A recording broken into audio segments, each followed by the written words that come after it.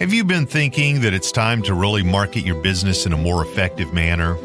Keith has spent years testing tens of thousands of dollars on marketing and advertising, and he is just amazed that the 7 most powerful marketing strategies that he's ever found are surprisingly low cost, and some are even free.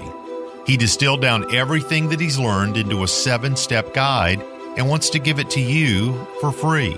If you'd like to download the free guide, it's called 7 Steps to Marketing Your Business, then simply go to keithkalfas.com/7 That's keithkalfas.com/7 steps. And of course, the link will be in the show description. Welcome to the Untrapped Podcast, where we are motivated and inspired about success, small business, and personal development. And now, Keith Kalfas.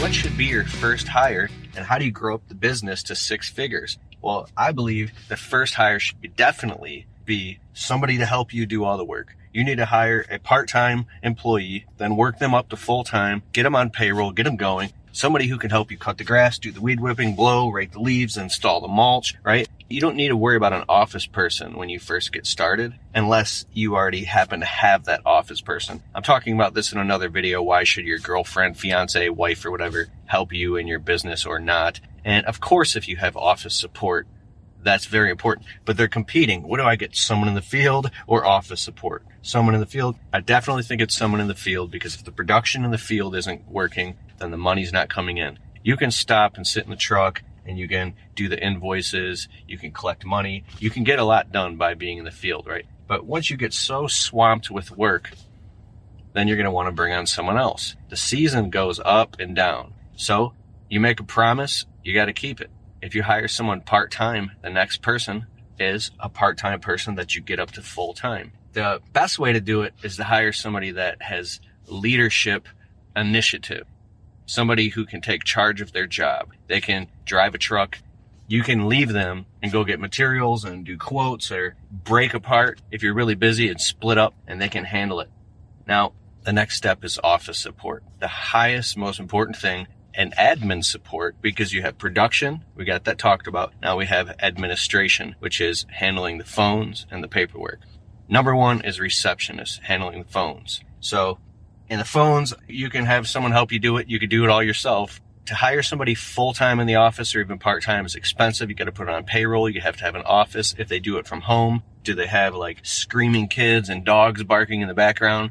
That's not good for your business, because when customers are on the phone, they're gonna be like, whoa, what kind of business did I call, right? People understand that people are working from home right now, so things might have actually changed. So people are more forgiving of that. Keep that in mind. But nonetheless, some type of receptionist. I use a virtual receptionist. They're called Jill's Office, and they're great. They're highly trained virtual receptionists. They pick up the phone, or all the overflow phone calls that if you don't have time to pick up the phone, or if you're stuck working for 6 hours and you can't get to the phone, one of those calls could have been a $10,000 or $20,000 phone call, or like a whole commercial lot of lawns or something that, you wanted to get. Check them out. I'll put a link in the description below to everything I'm talking about in this video. You don't have to worry. More of the Untrapped Podcast right after this. Jill's office provides friendly, professional receptionists for small business owners just like you. We can help answer your calls, and we can even schedule estimates and jobs for you. Try Jill's office today and get a $25 discount when you say Untrapped. Just go to jillsoffice.com.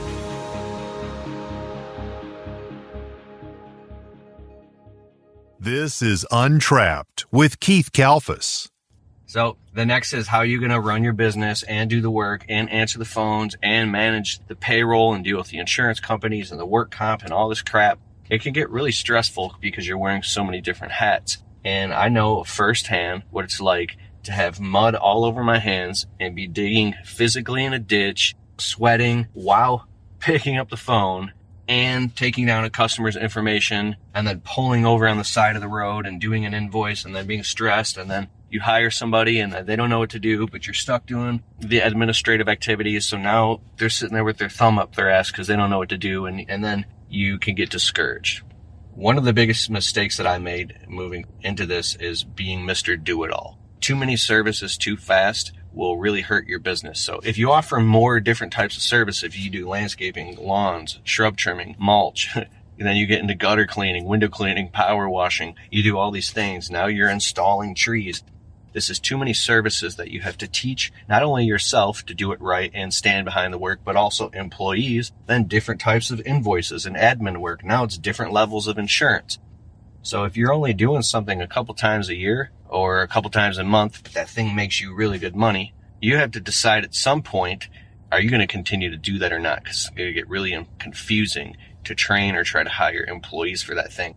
If you stick to one service or just a couple services and you buckle down at that, it's going to take longer to grow the business because now you're narrowing your niche. It's taking longer to grow a clientele. That's why I was Mr. Do-It-All. I'm like, dude, you got money? I'll do it. If you're going to pay. And that got confusing quick. So we throw mud at the wall to see what sticks, generate activity in the business, hire people to get it going. And then as you find out what's making you money or what service area you can work in, dude, I could talk about this for hours. But let's go to the next step. The next step is how you're going to manage the books. So you got someone in the field working. You want that person to become your right-hand man as soon as possible. You got another person working. You might have a full-time guy and a part-time guy or two full-time guys. Then next step is office, administrative support. That can be a part-time secretary, receptionist. Some people say if it works in your relationship, if you got your wife or your girlfriend and they like doing it, by all means, pay them and let them do it. And then you can probably trust them more. And then the next is managing payroll and all the insurance stuff, right? When you do commercial work, commercial properties, they want to see up-to-date copies of insurance policies. You're going to be dealing with payroll companies, and this stuff has to be done in a timely manner. I mean, you will get swift fines and fees if you're not on top of your shit when it comes to payroll and insurance. So if you're the type of person, that stuff gives me anxiety. I've been doing it for years. I just don't like dealing with it, but I do anyways. But if you're the type of person you like to work with your hands and be out in the field, then you have to have somebody doing administrative support, even if it's 20 hours a week. If you can't afford it, the only way to fix that is to raise your prices. When you raise your prices, now you start losing customers.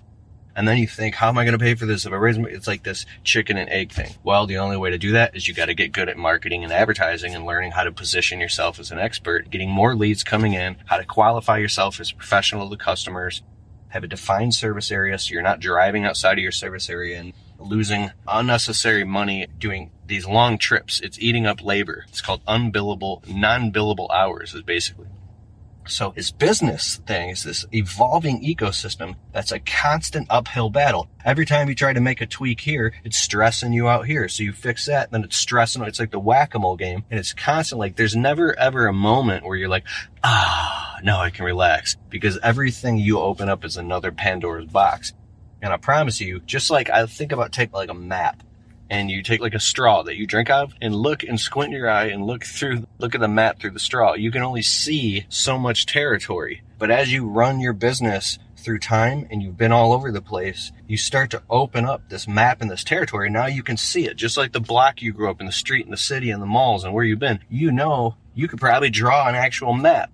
Well, the more you do this business thing is the more that you actually can draw a map of what it all looks like because you've been through that situation. You've dealt with the insurance company. You've dealt with this mistake in the business. You've paid the painful lesson. You've learned for it. You've hired an employee out of desperation or hired the wrong person and made the mistake and lost them and had to, the more you go through this, nothing beats cold hard experience. But number one is you got to jump in. Here's a mistake I made. Stupid mistake. I can make a whole video about this. I hired a guy and I wanted to turn him into an actual legit subcontractor where he would like use his truck and then lease tools from me and get his own whole business name and me legit just walk properties, give him the jobs, and he would manage the whole job and do everything and pay him as a legit subcontractor, right? He would get his own insurance and everything. And I remember one time my friend Eric, who does roofing, he said to me, he's like, hey man, as long as I'm making my 30%, I'm good. They're talking about subcontracting, like you want to make your 30% cut. I didn't understand the math back then. Don't ever make this mistake. It's like the best part of this. What Eric meant, as long as he's making his 30% profit after all of the overhead and cost of goods sold and everything, which includes that subcontractor, right? So 70%, including the subcontractor, and then Eric gets 30% profit. I'm just using him as an example. I made this kid a promise. I'm like, dude, I'll give you 70% of the whole job. And as long as I get my 30%. And then we were about to launch the whole thing, right? Because there's a difference between actual payroll employees and a real subcontractor, right?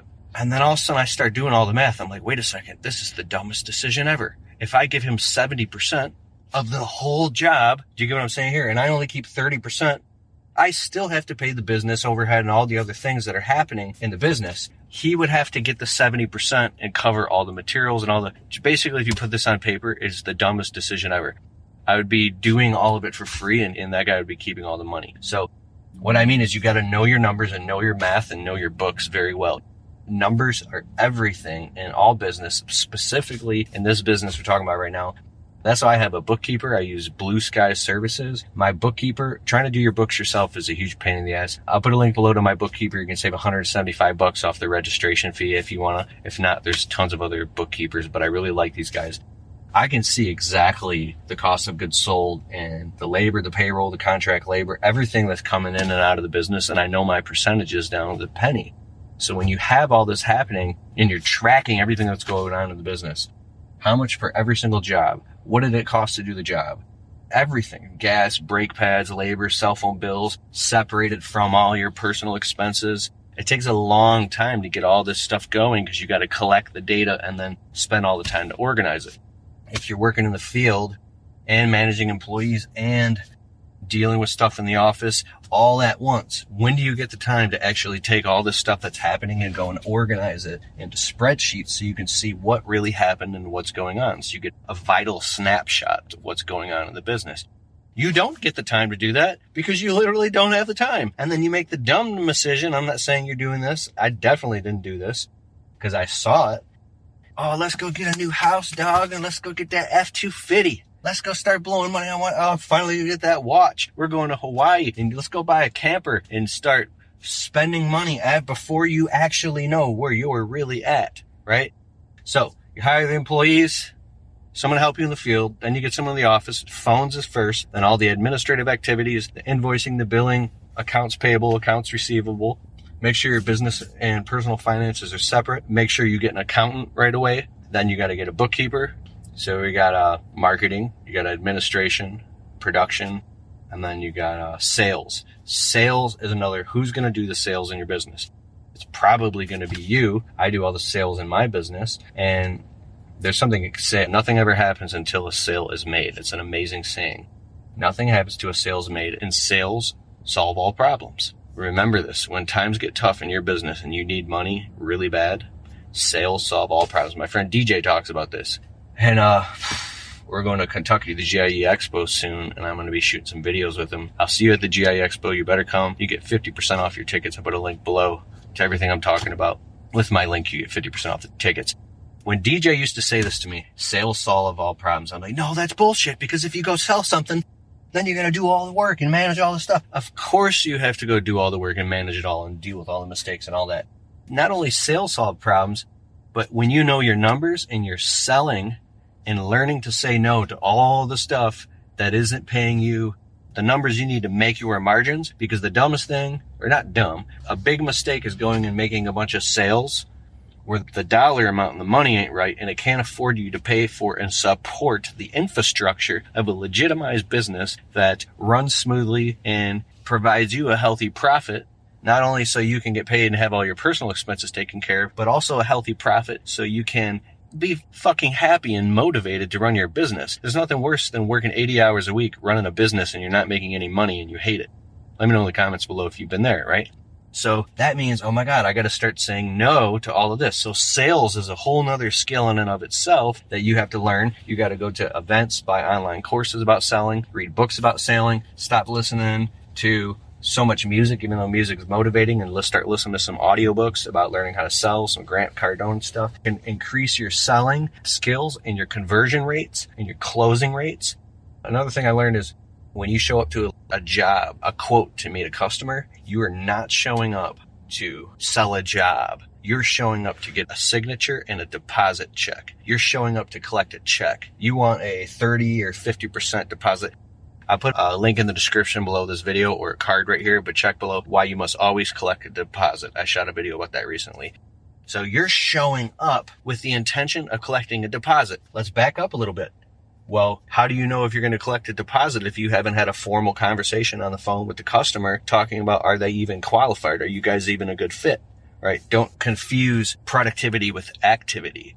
So you might think, yeah, I'll be right there. And now you're running all over the place, meeting all these customers that you haven't just stopped and just talked to for 2-3 minutes on the phone and qualified before you go drive 20 minutes across town or go sit in traffic. And even if it's 5 minutes across town, you're going to go walk around the property of the customer for 5, 10, 15, 20 minutes or an hour, right? Depending on how long it is, how big the job is. If an hour, it's probably going to be a $10,000 job. 10 minutes, it might be just something you could do over the phone. Can you eliminate and dematerialize all this? I got a video coming out here about dematerialization, about can you eliminate all in-person activities and just do it virtually? Can you set up a sales and selling or marketing a virtual system so you can quote things without actually having to physically be there?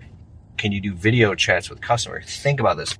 Now, the next step, if the customer isn't qualified and you're running around meeting all these customers, can we actually take a step back farther and go into marketing and positioning? How can you make your website look and your business cards and your voicemail and your marketing materials and all the things, and when the customers go onto your Google or your Yelp, your Yahoo, your Bing, your blog, when they go onto your social media and they see your business, is it positioned in a way, is the communication positioned in a way that automatically weeds out the customers that aren't qualified and the cheapskates who are just looking for the chuck in the truck, cheapest guy?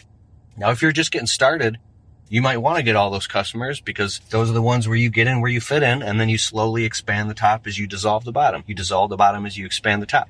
Year 1, you take whatever you can get. Year 2, you're a little more picky. By year 3 in the business, you're just dealing with primo jobs, right? It took me like 5 years to figure this out because my self-esteem and my confidence was low. But you can keep going upstream and finding out this all starts with the marketing, the positioning.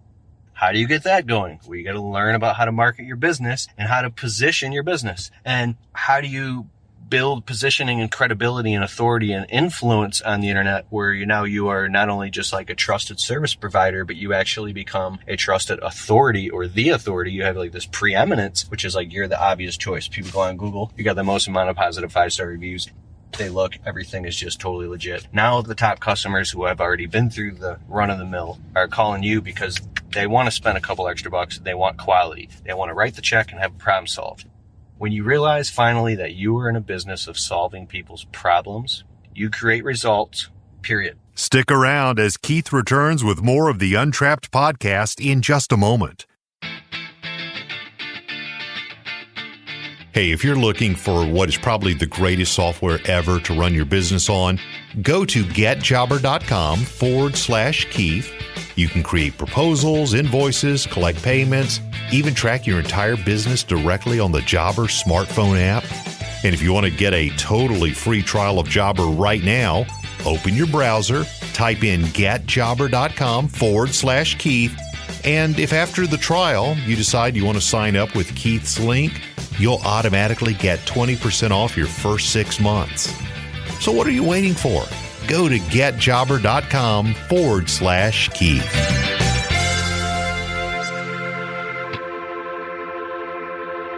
And now, here's Keith. As soon as you realize that, oh my God, that applies to like almost every business and service. You're in the service business. You have a heart of service, but you're there to create results. But you can't create great results and serve your customers at a high level unless you're charging the right prices, unless you have support in your office, which is timely invoices and timely communication, following with customers, right? Unless you're properly licensed and insured. That is, if you're like a U.S. citizen and you're running an actual corporation and a business, right?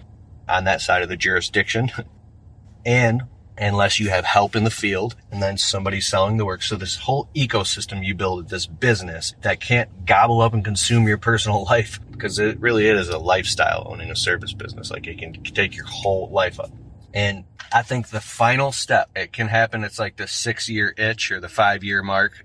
Around the 5-year mark is when you've worked your tail off and you've done everything you can to get this business to a healthy, established point. And then finally it hits you that you hate this business and you want out and you are looking at any other thing except for your business. That is the key defining moment between the haves and the have-nots, whether or not you make it or break it. Somewhere around the 5-year mark is where you become totally depressed and you hate your business. Let me know in the comments below. And you want the hell out of this industry. You find every reason why it's the worst thing ever. That's your breakthrough point, that when you lean into that and when it gets really hard right there, that's when you can finally have a breakthrough. And that breakthrough usually comes in the form of fuck it. What do I mean by that? When you finally just throw in the towel and I'm done with this business. I don't even care anymore. I don't care if all the customers fire me, if I lose them. I don't care if we lose everything. I can't take this anymore. I'm done. When you finally throw in the towel and you give up and you're done, well, if I'm totally done, here's the thought. And I don't even care anymore. If I do even take on a landscape job or I hire somebody or I take on anything having to do with this business anymore, it's going to be my way or the highway. And I don't mean that some type of like negative way. I just mean it like in an empowering way.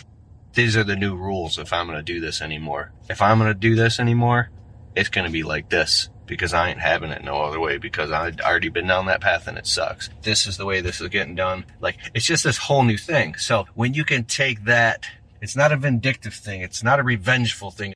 It's like it's a whole new level of, now you can go back to square one and refine the basics in your business. Oh my God, this is all we really are. It's simple. We're just cutting grass. We're doing mulch. We're trimming trees. We're installing landscapes. This is the way we do it. Let's get some systems in place. It's this whole new evolution in your business that takes place.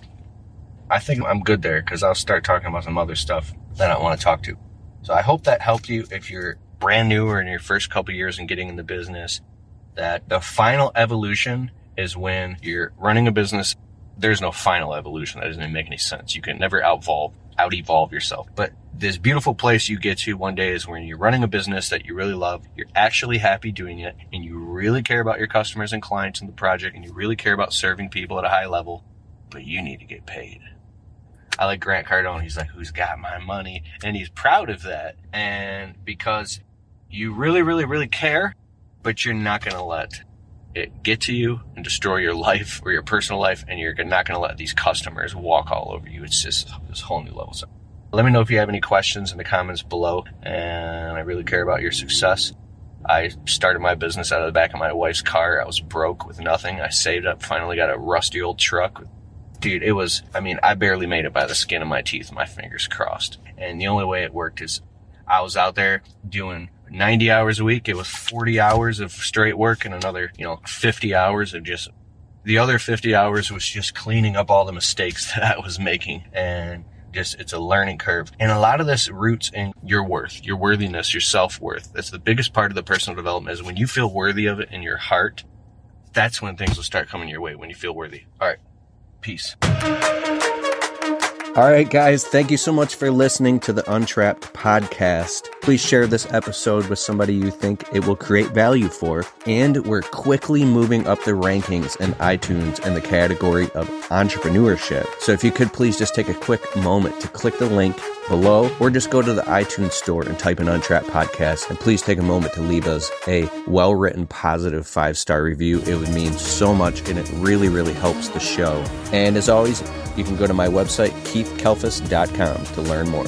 Or you can go to my podcast page on keithkalfas.com/podcast. All right, I'll see you in the next episode.